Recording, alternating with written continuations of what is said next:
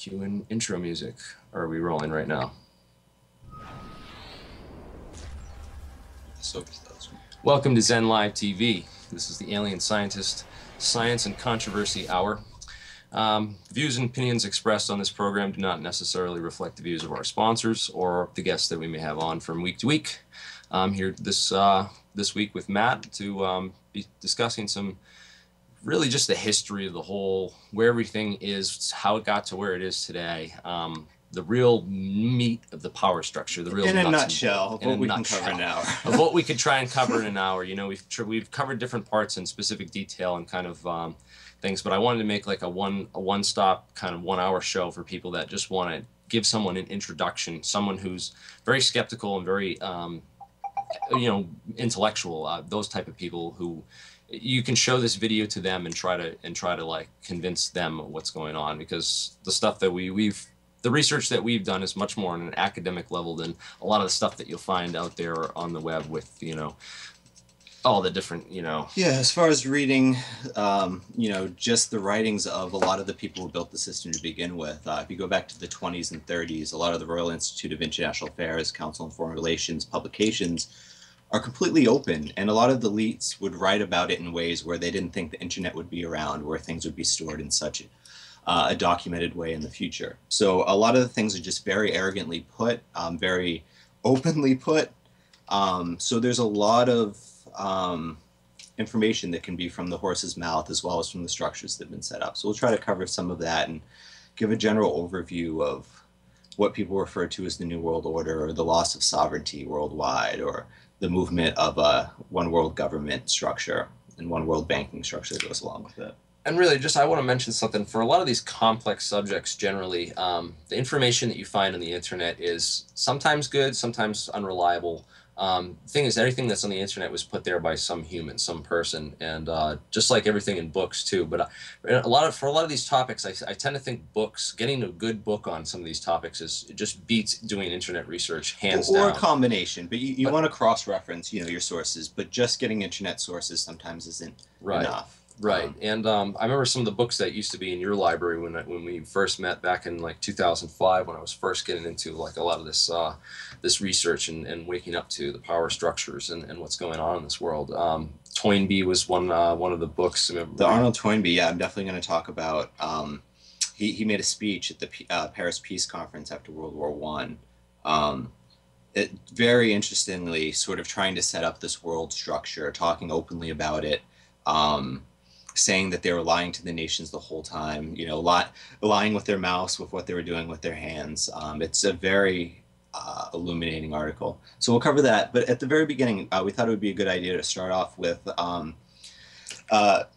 some sort of a dedication to Nikola Tesla's birthday, and sort of what he could provide to overthrowing this power structure of energy, commodification, and banking corruption. That's right. Sort of that's the thing, is we're gonna lay out how the whole power structure is sort of built, but also like reminding that yesterday was Tesla's birthday in 1856 in Croatia. He was born during an intense lightning storm, and Nikola Tesla had the key to how we can beat the elites, and he's not just the only one. There's a lot of others out there with technologies like the cold fusion, for example, that could liberate humanity if they were only looked at more seriously by people. And the argument I get from physicists all the time with cold fusion: no higher energetic particles, nuclei, no high energy nucleons detected.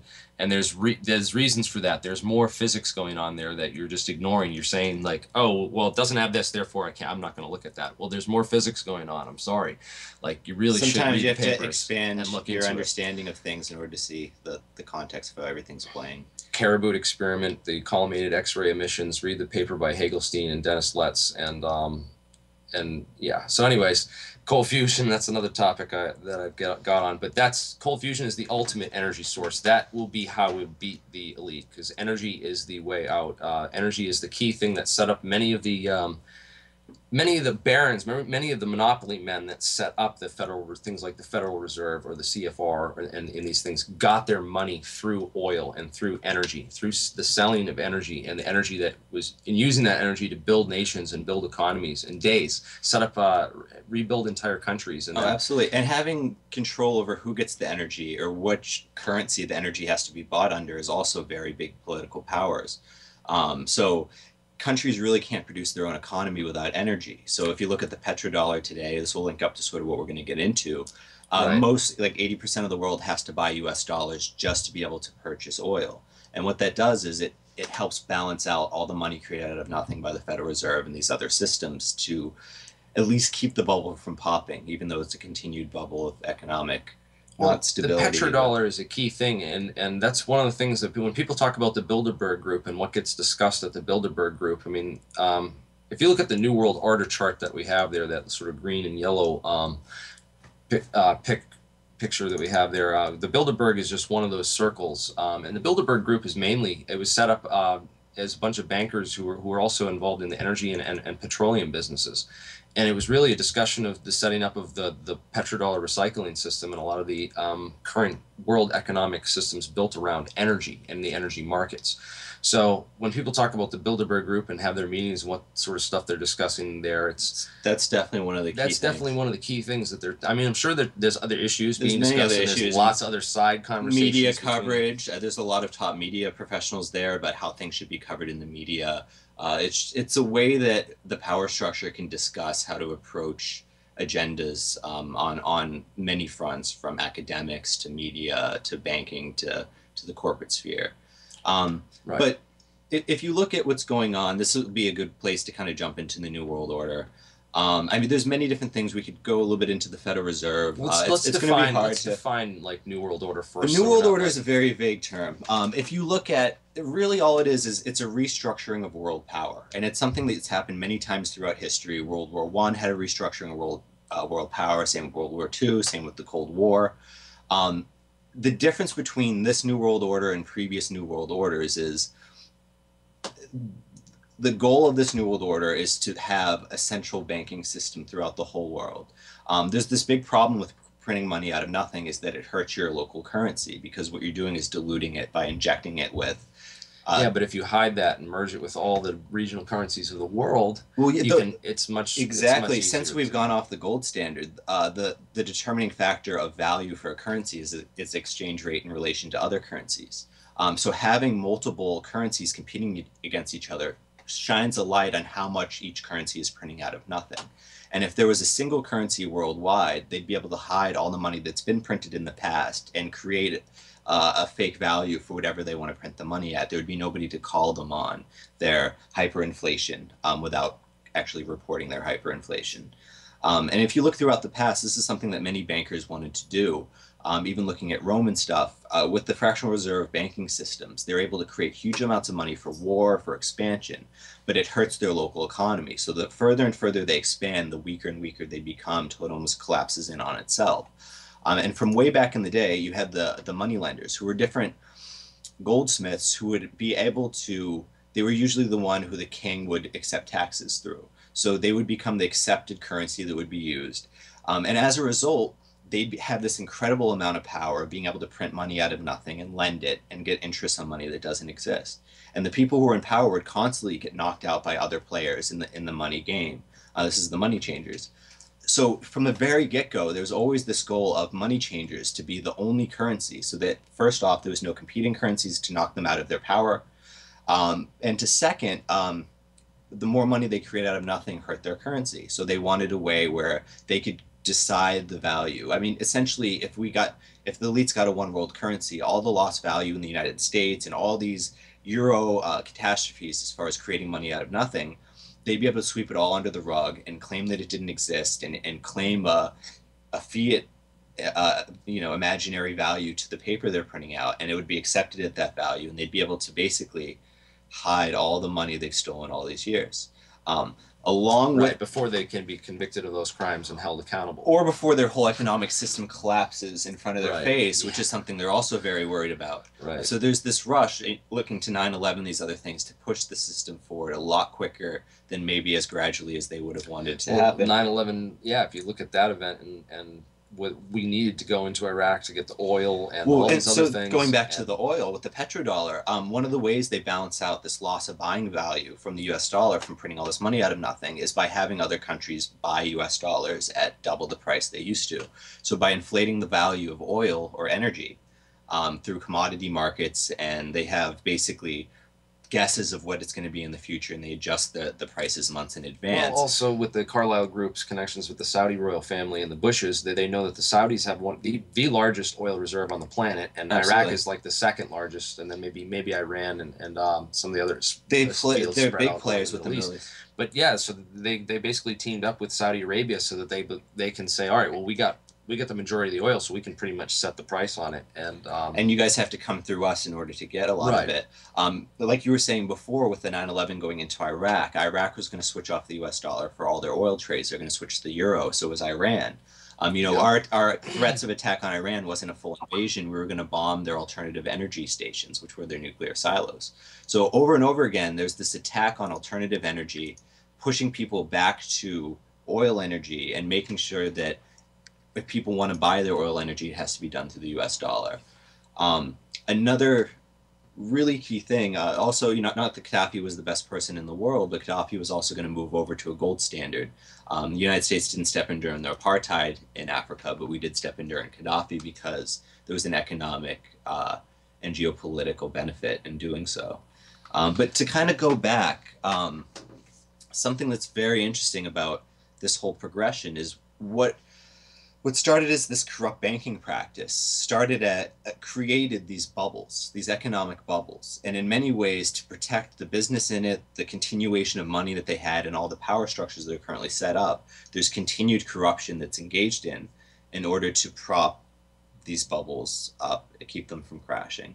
So if you look at how over and over again the United States policy may favor international corporations over even its own national people, its own national law, over and over again, it's doing so to prop up this greater system that it has become interdependent on. And so much of the New World Order trick is not convincing people to be part of an supposedly evil plan or whatever it is. It's having them be oblivious of it, but having them defend that structure because their business relies on it or their power structure relies on it blindly. So what do you think of these secret societies? Like, for instance, Skull and Bones with Bush, and so many powerful people throughout history have been members of some of these secret societies. Sure. Just the idea of setting up a secret society on all the elite campuses around the country so that you can tap into the elite establishment of all the brightest and best minds, people. Yeah. and sort of through these occult rituals and practices of sort of. Well, somewhat. A lot of these people are already part of the elite families, anyways. I mean, they're part of right. The higher class of people who are going to these types of colleges and getting chosen. I think it's very similar to if you look at how congressmen are chosen, Supreme Court justices are chosen.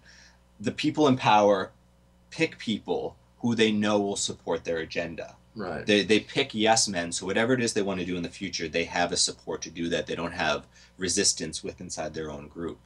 I think what the Skull and Bones and a lot of these societies is sort of setting these things in motion. They're creating brotherhoods of elites who have similar interests in protecting the elite power structure, and it's almost like organized like a gang sort of where no matter if I don't agree with you, because you're my brother or you're my brotherhood, you're part of that brotherhood, that I'm going to go along with whatever you're doing because we're all part of the same brotherhood, even if I don't really necessarily agree with it. But that's the whole idea. They're breeding, they're cultivating yes men. Right. They're not just yes men. They're cultivating expendable puppets. They're cultivating cronies, people who can make incredible amounts of money from the positions they're in, engage in the corruption, but appear to be the top of the corruption, like Bush or Cheney. But in reality, as soon as they come out of office, new people come in, the corruption continues because the real players are in the background. It's the banking institutions, advisor structures that are cycled inside of Wall Street, think tank groups, etc. But so the trick is, they want to cultivate. It's kind of like growing a garden. They're setting up a standing reserve of politicians that they can tap into political offices that they can rely on for these policies in the future. And if you look at Bush, he wasn't writing the Patriot Act or any of the laws he was passing. He could barely read a teleprompter. They have people who absorb all the blame for a period of time, while people who are very smart in the background are writing the agenda of how to carry out what's going on. And they use them as scapegoats, as incompetent scapegoats, in order to cover up the very competent agendas that are Like being laid forward. Bush being placed in a Florida classroom on 9/11 so that he could look like he was just out of place and incompetent. Yeah, it's not like the war that created the war Mike game Pence exercises, or all the other things. That's just one distraction Right. that misdirects people from the real evidence, and gives them an excuse as to not look deeper into the accountability of really what's going on. Right. Incompetence avoids, well, you can still be accountable for incompetence, but it avoids looking into the slyness of your agenda. So I had a quick question real quick I wanted to answer for our producer here. He asked, doesn't the U.S. have the largest oil reserves here and we don't want to tell anyone? I've not heard that before. Oil discoveries is sort of a process. It's based on, like, you drill a well here, you drill a well there, and you find oil, and you just keep drilling wells until you find a spot where you get Proximity. a proximity where you get some of this stuff. And it's a very tedious process and stuff. And most of the U.S. has already been drilled through oil exploration for the most part. The largest oil reserves that we know of in the world are the ones in Saudi Arabia. I forget what it's called. But yeah, Alaska, again, it probably has the largest one of the tar sands in the whole northern hemisphere there in Canada and everything. It probably has the largest petroleum reserve, but the energy that it costs to extract that from the tar sands to basically blast and boil out all that oil just from the tar and get all the sand out of it, it's actually you don't get as much energy back. So even though that's the largest oil reserve, the amount of energy you can actually extract from that is only half of that. So you divide it in half, and probably like a quarter even to like, you know what I mean? There's a lot there, but the energy that you'd have to use to extract that out of the tar sands and stuff, you're not going to get. It's not as economical. It's like, and there's also protections over the wildlife in some of those areas. So some of the battles are kind of after the BP disaster. I mean, there's still traces of that showing you up have in to fish. literally just destroy the local ecosystem and just rip the pictures of the tar sands. Just Google tar sands in Canada and look at all the pictures of the disaster zones that they've created in there just to get a little bit of energy, and even places out in America, in the Midwest, they'll go and find these entire mountains, and just it's a mountain of coal that's there, and they'll go and literally mine the whole mountain, like bringing bulldozers and just take out the whole mountain and remove all the coal. And coal is just fossilized. It's crystallized petroleum, basically. It's crystallized oil in a different form. So it's pretty much the same thing. But yeah, and the greater point, I think, is that wherever the oil is mined, the people in power want it to be exchanged through the U.S. dollar, because it's such an inflated value for the oil to begin with. It's almost at $4 a gallon. Countries are now shelling out twice as much money to buy the same amount of oil, and they have to exchange it into U.S. dollars. So from all the buying power that's lost from the Federal Reserve creating money out of nothing, a lot of it is balanced out through countries spending more money than they should for oil and having to exchange it into U.S. dollars just to get the oil to begin with. So yeah. So anyways, the mining is maybe just somebody's income of whoever's doing the mining, regardless of how it's routed through the world afterwards. If you're interested in learning more about the oil and all that stuff, there's an excellent book by Daniel Yergin called The Prize. I really suggest buying that book and reading that. It's really excellently Pulitzer Prize winning book. There's also a documentary online. There's also I found the documentary. We posted it online, so you can actually find it on YouTube now and watch that. It's like an 8-part series. Each one's like an hour long, 8 hour long segments. It's You'll never see the world the same again. You'll never really see the world the same again after watching that, and it really puts everything into perspective, and the whole energy, how powerful energy has been used to shape nations, shape industrial economies, shape the Industrial Revolution. It's had such a massive effect. Although Daniel Jurgen wrote a summary book, sort of like an answer to what comes after oil and all this stuff, and it was not as nearly as good as his The Prize, his other book. It seems like really reading a lot of the stuff in that book, it almost seems like he's been bought out by the oil companies or something. Like Yeah, he wrote such a really like scathing book in with The Prize that I'm sure like the oil companies were just like they probably approached him. They were like, "Listen, we'll freaking kill you or something." I don't know. I'm not saying that that's what happened, but but it was definitely just, he put the gloves back on for the second one. yeah. Another very important book on the topic, Petrodollar Warfare. Petrodollar Warfare. I forget yeah. the name of the author. It is William R. Clark. We'll put the information inside the description. Might have it up there. But anyways, yeah, those books are some really good books on the subject of petrodollars and the whole history of that. But yeah, Petrodollar Warfare was a really good one as well. So yeah, I'll put links to those Which books. is yeah, and another connection. If you look at some of the founders of the Federal Reserve back with the Rockefellers, a lot of the antitrust. The whole Rockefellers were Standard Oil. That's how they got their billions. Through. Yeah, so a lot of it was bankers already realizing that they could balance out their inflation from money created out of nothing by using energy resources and commoditizing them and jacking up the prices, so that to the point where it balanced out how much they were creating out of nothing.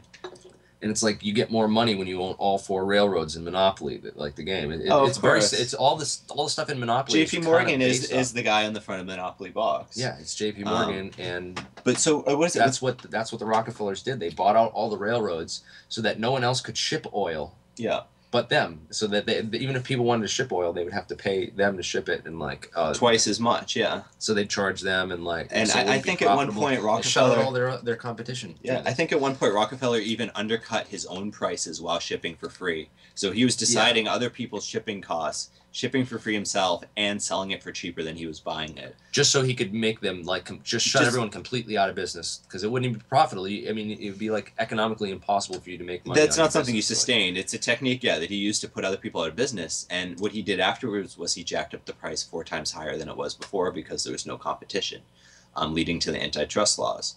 But again, that was a power grab to try to grab a monopoly on this very useful system to charge interest on money you don't have, but also to balance out the money that you've created out of nothing. Yeah, it's very, very interesting looking at how they've sort of done these things throughout the past, and then looking at the sort of organizations they've set up today with these roundtable groups, the CFR, the Trilateral Commission, Bilderberg Group, and using these sort of lobbyist tables, or like, I don't know, they're almost like semi-political groups. Yeah. And NGOs, non-government organizations. Non-government organizations. There's a whole collection of all these. But to go into the Council of Foreign Relations and Royal Institute of International Affairs, I actually read through a lot of the books of Cecil. What was his name? Cecil Rhodes. Well, the Cecil Rhodes, Lord Milner, Milner's Kindergarten. Right, the idea of tapping into the youth and the generation, and also Lionel Curtis was the name. Controlling the books. I remember reading a lot of stuff from G. Edward Griffin, the guy who wrote the some of his other material about how I read a really interesting article by him talking about how they basically went to all these colleges and universities, and they'd set up these academic institutions, these prestigious academic sources for like history or all these things, and they'd stock them with all these like fresh PhDs and from these elite universities, and they'd build up this whole image of this prestigious, like we're, an authority on history and other things. So that way they could be like, oh, well, we're going to change this history in this book and to make like all the history books that are going out to the 5th grade levels out there in the high school program, which is all run by the Department of Education under the U.S. government. Yeah, it can be pretty widely, infiltrated. A lot of these things definitely happen, especially after the Great Depression. A lot of these institutes were bankrupt, and a lot of their donations for additions to the colleges for supplies and stuff like that came from banks. So there was a lot of leverage to have things turned back in their favor. But yeah, not that just there's this Illuminati pyramid that's controlling all the different schools, but what you had was a group of international elites who wanted to remove faceless people national sovereignty. They have names. Yeah, they're very. We can go through a lot of the names of these people. Yeah, there's so many though. So But essentially, a lot of the goals of the Royal Institute of International Affairs, the round table that created at the Council on Foreign Relations, they want to remove national sovereignty.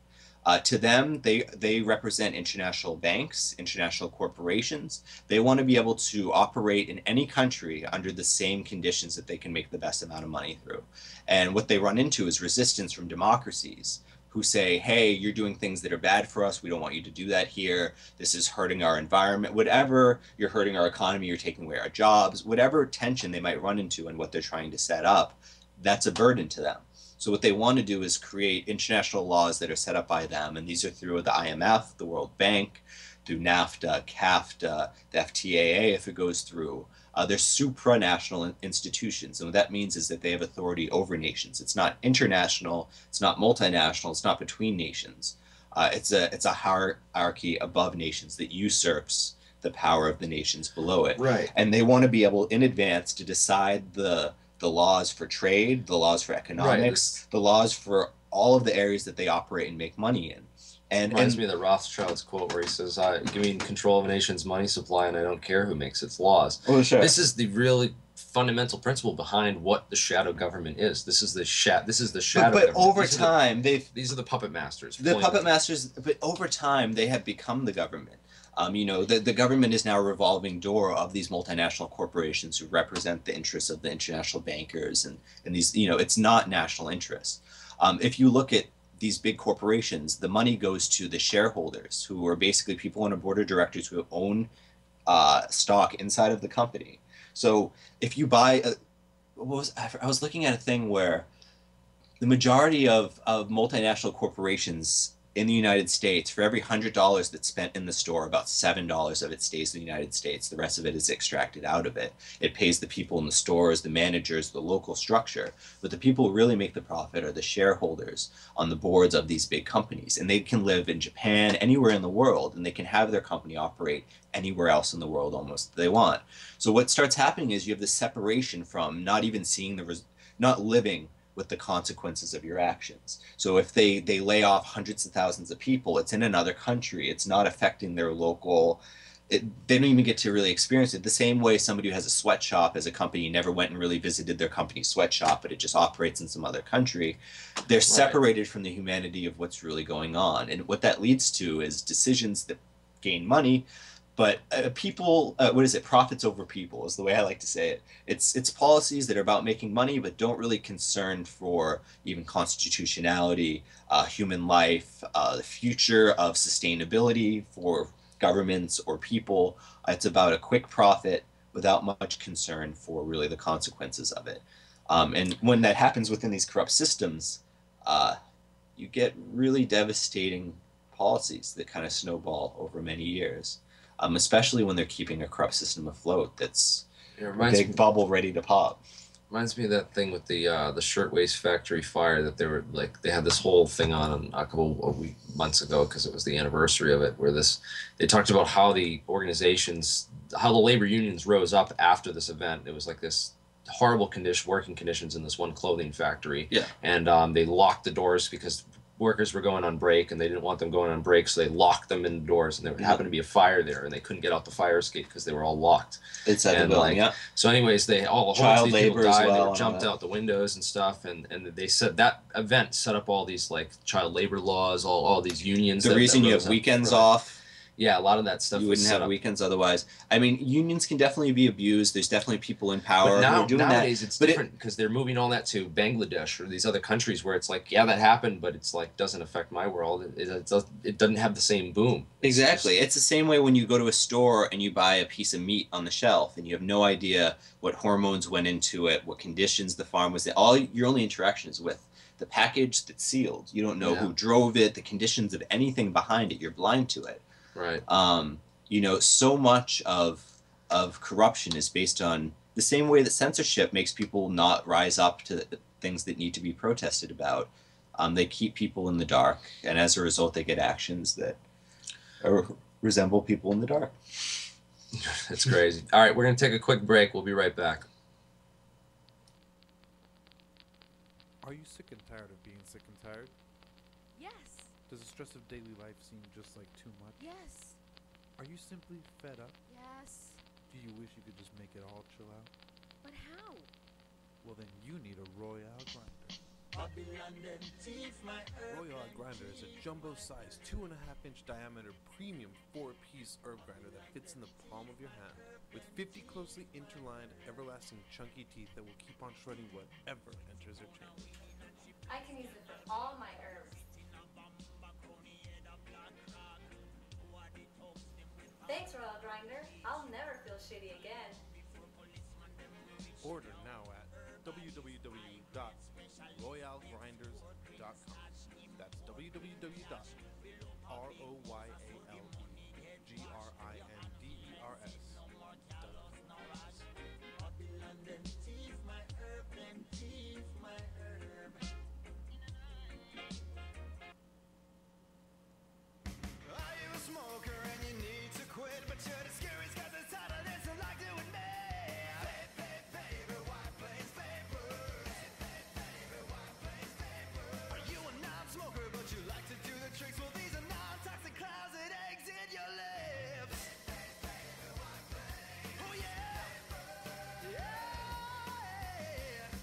White Plains Vapors, located at 210 Mamaroneck Avenue in White Plains, New York. Visit our location and choose from a wide selection of exotic flavors. And we're back. Welcome back. This is the Alien Scientist Conspiracy and Science Hour.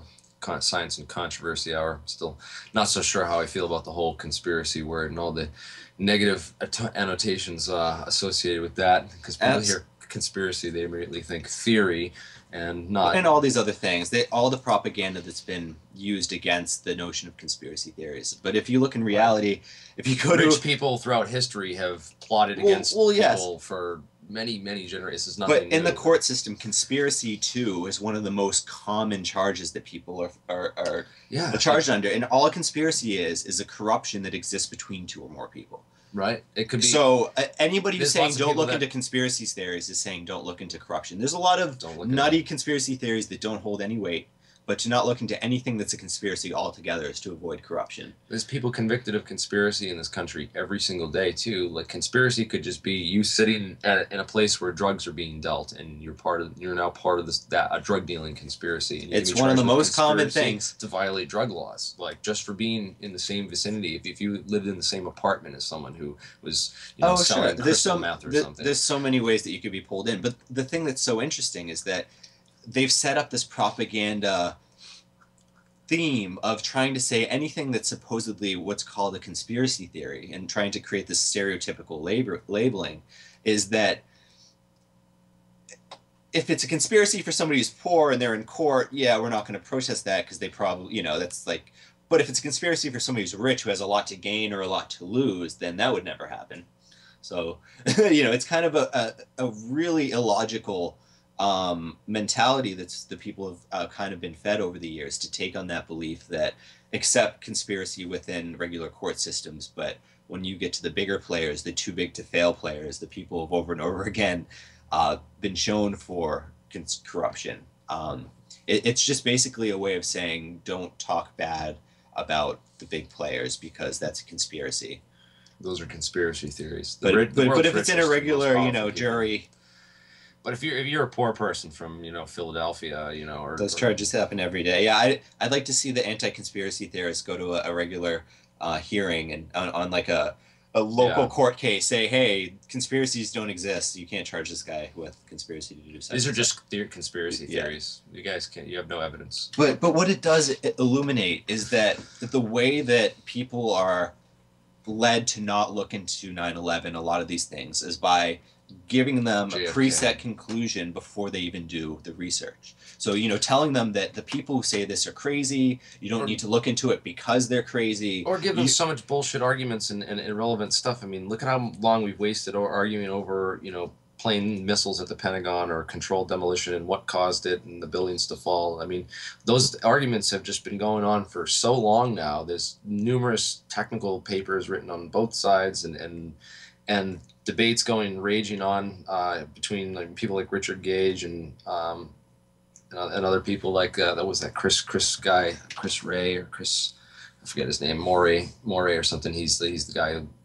Anyways, all those arguments got us nowhere. It's like I look at really at the end of the day, it's really what I've tried to push people towards with my videos is just looking at the money, like follow the money and who benefited and who could have actually been behind it. Like Kevin Ryan's book, there's some really great reviews that were written for his book recently. I think this one guy said that the information in this book cannot be argued or debated. We've wasted so much time arguing about planes and controlled demolitions, but this book is just, it's all about who could have done it and really lays out the who could have orchestrated such a complex and sophisticated operation, and really who. It needs to end up on, you know, if you're going to bring this to court to try the people who are responsible for it, you need to get there. You can't just go with how it happened. You also have to make the connections of that. So without moving to that point, you know, the movement's just kind of circling over, showing people that it was an inside job, but not moving forward with legal action or whatever is actually possible within what the system will provide. It's interesting because I watched this recently. The TED Talks, they posted like the top 20 or 25, 20 most popular talks of all time. And they had a bunch of them on here. And I've seen most of them, but there were a couple of them on there that I hadn't seen. And this one was by this guy Simon Sinek on May 2010, How Great Leaders Inspire Action. And it was really short, really kind of simple, but he made a really interesting observation about that I thought was really interesting in terms of the approach that successful companies or successful leaders make in order to really build that majority and push action through. And he understands a lot about tipping points and stuff like that. I've read a lot about. I've read the book The Tipping Point, about the you know, like when movements reach a tipping point and how sort of things could actions get pushed over the edge. It's on the brink. You know, like where we're like on the brink. There's so many people that are waking up to all this stuff that's going on with, you know, 9/11 and corruption and really how the world really works. And it's about putting the right catalyst to just activate the, you know, the structure that's already out there. But what he points out is that the difference is that unsuccessful marketing or unsuccessful movements go from what to why. They tell you, they give you information, and then they tell you why. Whereas successful tell you why it's important, and then go to the what or something. Okay. It was an interesting. Like he applied it to a lot of different things, like Apple's advertising. It's like, oh, we're just really great, smart people who are brilliant and do this, and we just happen to make computers. Rather than, oh, here are our computers, and we do this, and these are all the technical details, and blah blah blah. You know. Yeah. He found actually that it correlates with the actual biological structure of your brain. Your outer cortex, which is our most developed, is the what area of our brains. That's why we have so much access to more information and executive knowledge functioning and all that. And all that stuff. But it really, the gut decision making takes place in the inside, which is the why. And it you know how you get all this stuff and you see all the numbers and it looks all right, but something doesn't feel right. It's that why. That why. And same thing with 9/11. You know, if you're just showing somebody this information, yes, one of the first things in their head is, well, why did they do it?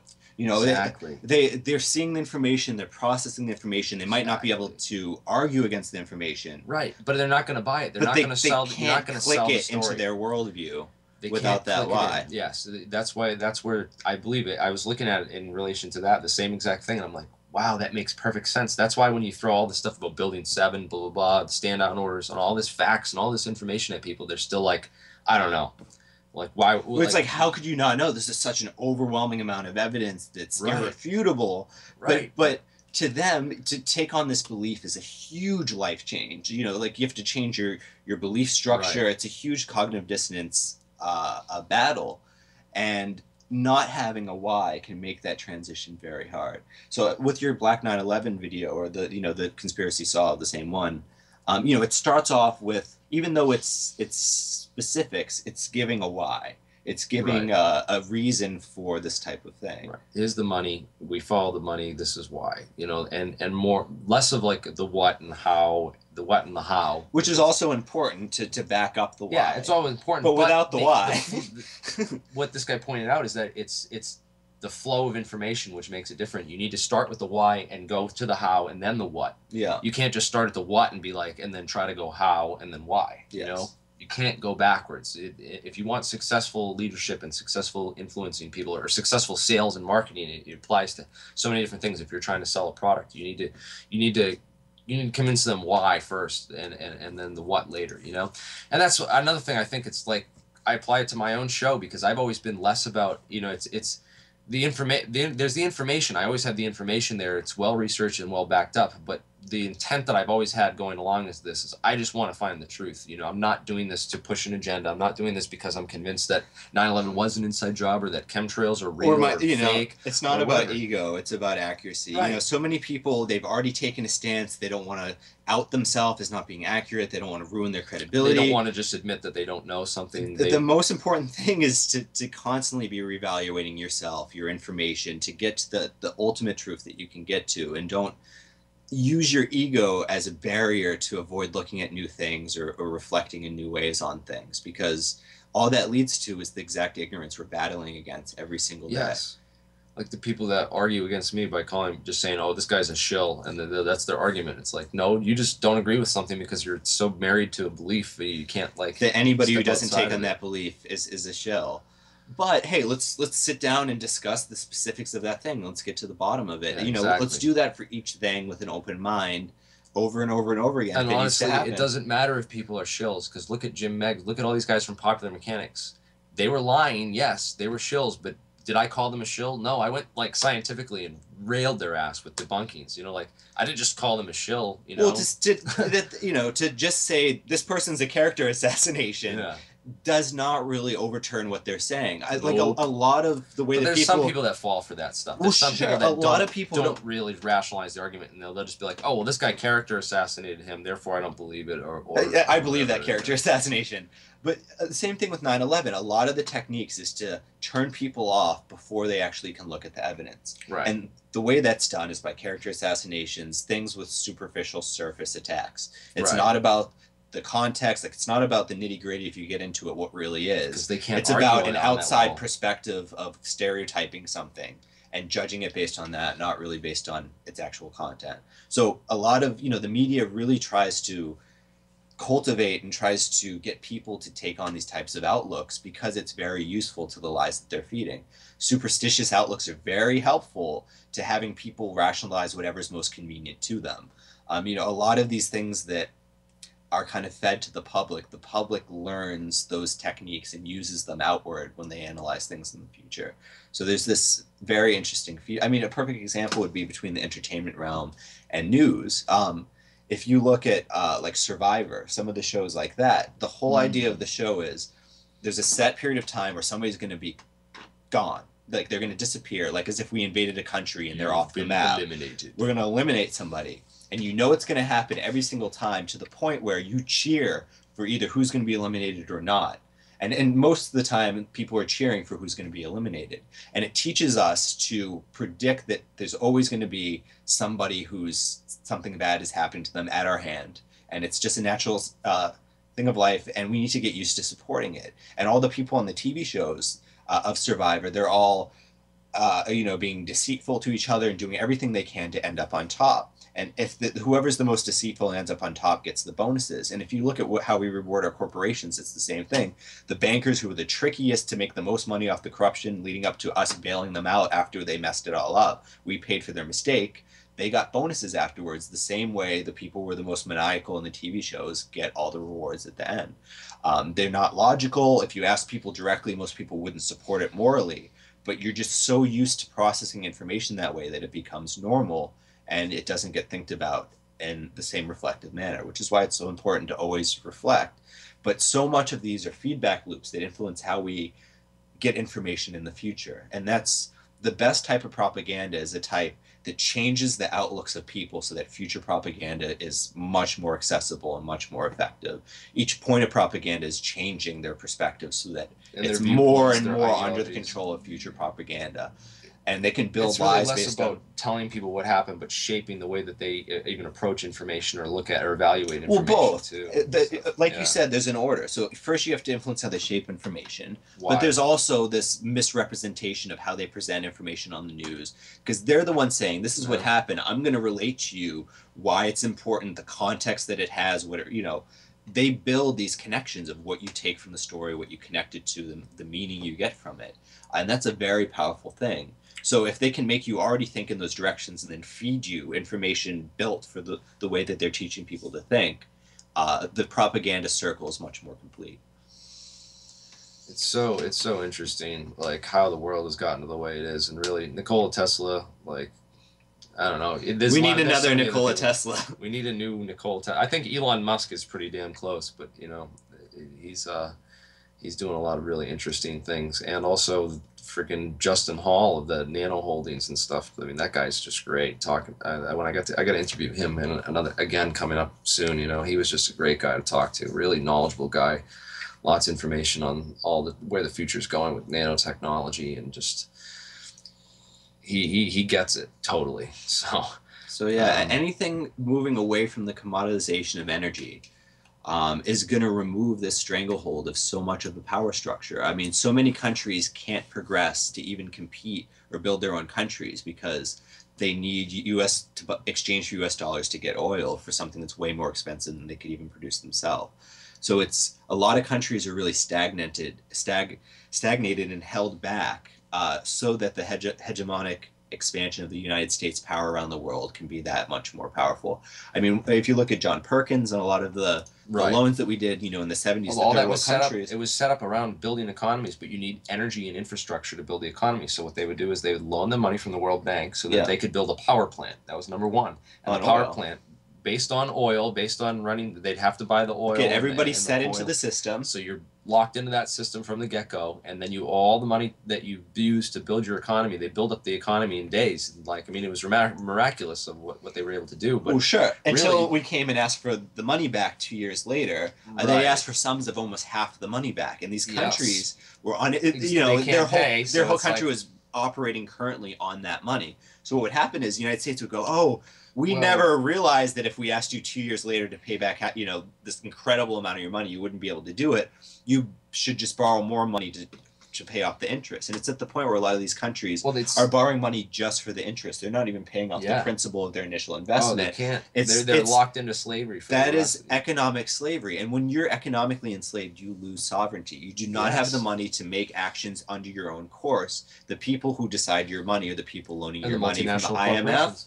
the World Bank. It's where your money starts coming from. That's why So- these mining companies in Indonesia just strip mine entire places and turn them into cesspools, like corporate cesspools. One Half thing the third world is turned into a corporate cesspool it's through this ridiculous. process. Oh, absolutely. Another part of this process that a lot of people don't talk about, that's very interesting. If you look at throughout time some of the support of capitalism for socialistic dictators, the United States has supported many socialist dictators around the world. Mao.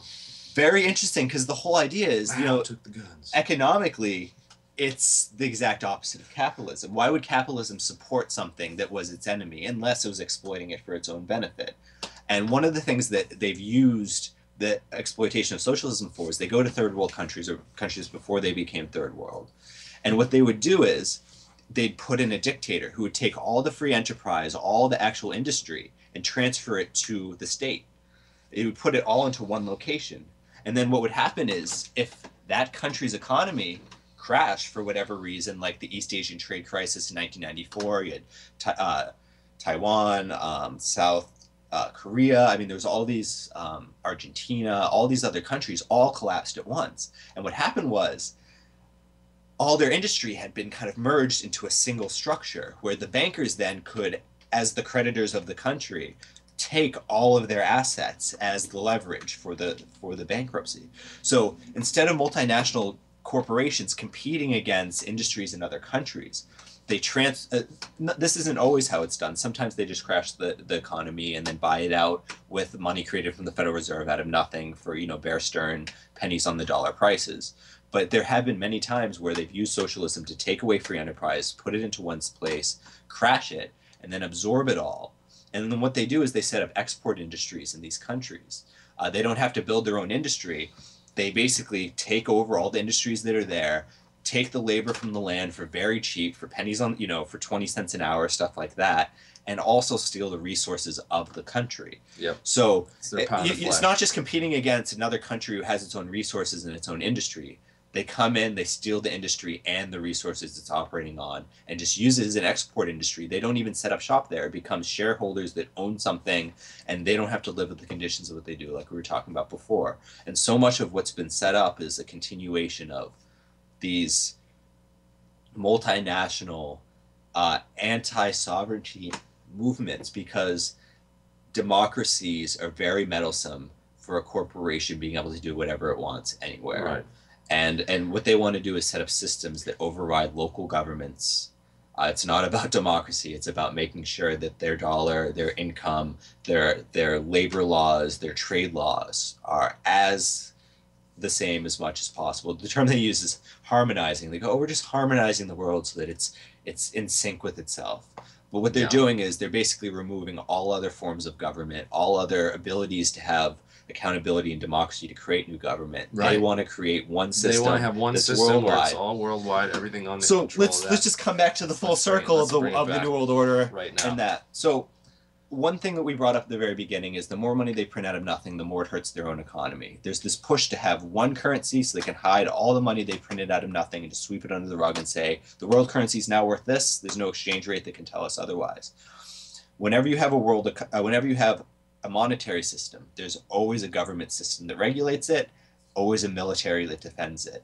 The push for a new world order comes, I think, mostly from this monetary push and this geopolitical monetary push, back from the corruption of the fractional reserve banking and all of that. But as a result, they need an international policing force to protect that system worldwide. They need an international governing system Courts to too. manage it. It's kind of similar to the League of Nations. We didn't even get to talk about Arnold J. Toynbee. It's kind of like the League of Nations. If you go back to even before the United Nations and all these things, there's this push to basically remove all sovereignty worldwide, have one institution that controls monetary, governing, and everything. It was set up by people in the United States who were not from the United States, and it was shot down by the United States. It was basically shot down by the same country that had snakes inside of it trying to put it forward. But what we're seeing is much more of infiltration of all these things in other ways, where the same type of agenda has been set up. So talking about New World Order, you have a very small percentage of the population, less than 0.1%, who has influence of power over the majority of the world. And if the world got together physically, they would have the manpower in order to overthrow that system. So a lot of what's being set up is surveillance grids, where a very small few can monitor the rest. Police systems, international court systems with paid military that they can use at their whim. It's top-down order command, so that when people start to rise up, they have the upper hand to stop it, rather than having the people that they're using to stop it be the people who are rising up. So, you know, a lot of these systems of police state surveillance is setting up a global grid where a very small amount of people can maintain power without being overthrown. So how do we fight against this? I mean, really, like, There's many different things. We may not so have time many to go different- into yeah, the thing at we're the not end. gonna have to go into In a nutshell, we need to do alternative energies, like what Jeremy's talking about. We need to break the stranglehold of fractional reserve banking, because so much of this corruption, so much of this world government is built on getting out of the corruptions that system has created while keeping those same people in power. I think that real free energy is going to be definitely the ultimate way to beat them, when everyone can get off the grid and not be reliant on this big super international system. And when you say be free energy, you mean non-costing energy. Yes, because there's so many people out there selling false promises. They don't understand physics. They don't understand the very basic laws of conservation and thermodynamics and whatnot. Those are very important things. They've been developed and really studied by universities all over the world for many, many years, and it's important for people to really look into that so they're not fooled. And I mean, I watched people piss through $100,000 on just thinking that free energy machines that they saw online or found online, and none of them worked. But hey, we're always open to new possibilities of stuff like that. But again, it's not about cheerleading a side that you want to win. It's about getting to the bottom of what does work and what doesn't work. And if we're going to put something forward, let's put something forward that works. And looking at the science of it. And I mean, if you got something with a higher energy density than cold fusion, show me it. But yeah, anyways, yeah, I have that video, why cold fusion is the ultimate free energy source, if you want to check that out. And just some really interesting stuff. But yeah, I'm trying to get some guys on for to talk more about cold fusion and stuff. I want to get some of those scientists that I met at that conference on to really get into deep details on the cold fusion thing, because I think I really want to push that issue hard. Of all the free energy things I've looked at, I think cold fusion is the closest one to being realized. If they just spent a fraction of the money that they spend on hot fusion research, or even CERN or the particle accelerators and stuff, if we could just get a little bit of funding for cold fusion, I think we'd see the technology jump by leaps and bounds, especially with the stuff that I saw that's really come out over the last 5 to 10 years.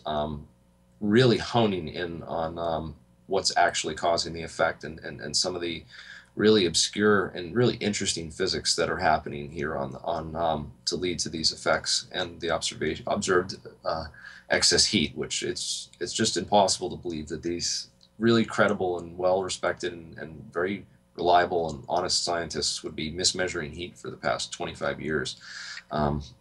Anyways, we got 4 minutes left. Last week's episode, I kind of talked about, last week was, of course, on the chemtrail and geoengineering conspiracy. I wanted to just reply to a couple comments left on there by some of the people. The first one is probably the, I mentioned that geoengineering seems to be the only logical economic supply, like people willing, there's geoengineering companies out there that do geoengineering that you can pay and hire to do cloud seeding and other things. That they're out there. You can look these up online.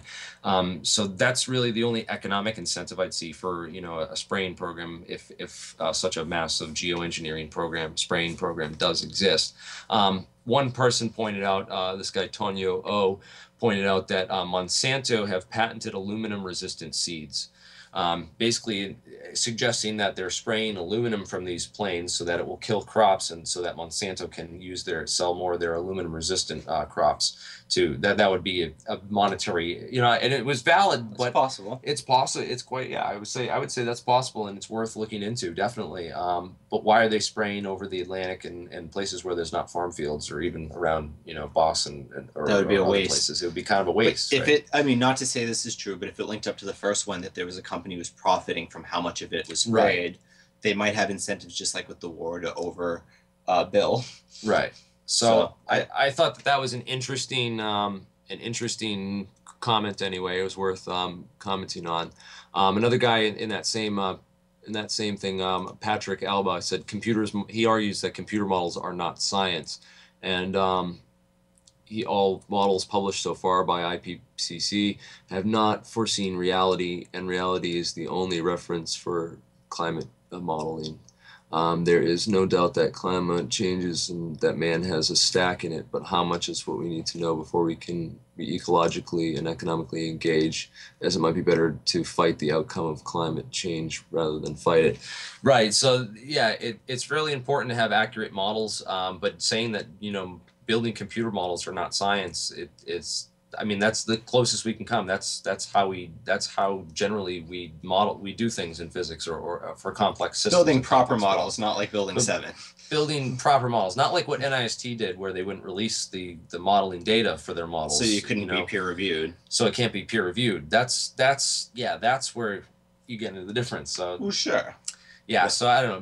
Modeling is important. I think that models are the best science we have, and they're definitely real. I definitely would argue that they are science, as far as the way we can approach the problem. They're real science in the sense that they're attempting to model reality. To model something. It may not be directly accurate, but it's something that's taken as a grain of salt and fine-tuned over time. It needs to be improved upon. I wouldn't say throw them out together. I would definitely say these models need to be strongly improved upon, and I definitely think that criticisms are important for all those. And lastly, Dirk Larian pointed out that there's a flightradar24.com. If you go to flightradar24.com, you can find all aircraft in the air in real time, which would be super useful if you're trying to track chemtrail planes or suspected planes that are involved in a spraying program. So you can go literally just jump on your computer, be like, I just saw this plane, know approximately where it was, find out which plane that was, and then see where it goes and track it. And you could start taking data on this, and really, you could literally, if there's a conspiracy going on involved in this, do use these tools and these resources to really build a case for yourself. If you can build a strong case for this, you'd be much better off than just posting pictures of plane of contrails in the sky and saying that this is not a conspiracy theory. Just, you know, that's just, I mean, some of the stuff is just ridiculous. But anyways, that's all we have time for today. So thank you for all watching, and Till next time. see you later.